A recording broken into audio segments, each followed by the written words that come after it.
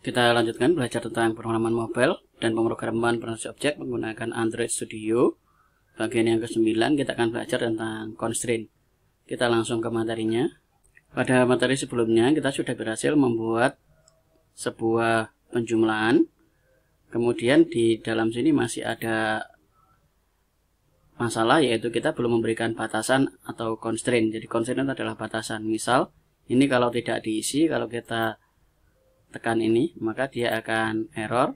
Jadi ini belum ada batasannya atau constraintnya. Sekarang kita akan tambahkan batasannya di dalam sini, supaya ini kalau tidak ada isinya dia tidak error atau nutup seperti ini. Kita ke sini. Di dalam sini kita akan gunakan if untuk mengecek if.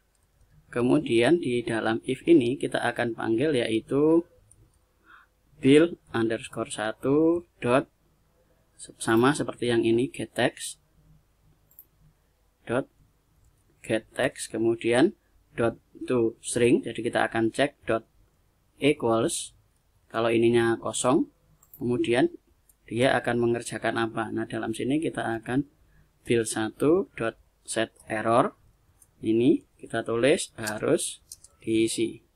Kemudian kita buat lagi else if lagi, kemudian sama kita akan buat untuk yang build 2 dot getText dot to string dot equals. Jadi equals itu kalau sama dengan kosong, petik-petik. Kemudian di dalam sini kita buat build 2 dot set error, kemudian kita tulis harus diisi. Kemudian baru else ini.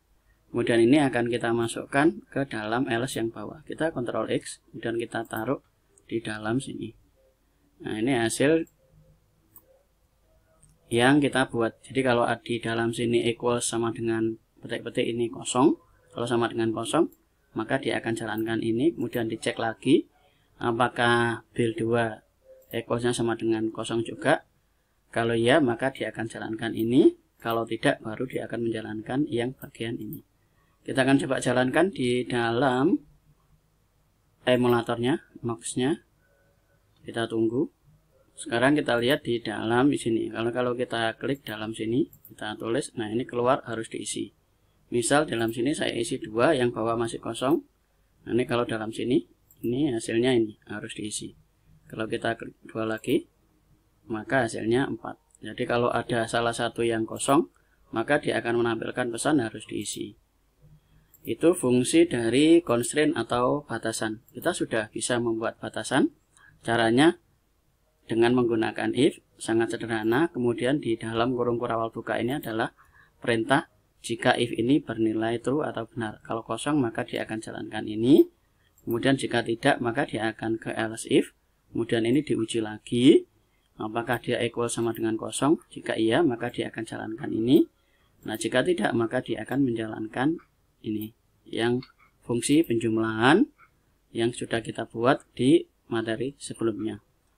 Itu saja penggunaan dari constraint. Sekali lagi, constraint atau batasan ini digunakan untuk mencegah error supaya hasilnya bisa sesuai dengan yang kita harapkan. Itu saja materi yang kita pelajari. Kita akan lanjut ke materi berikutnya. Terima kasih.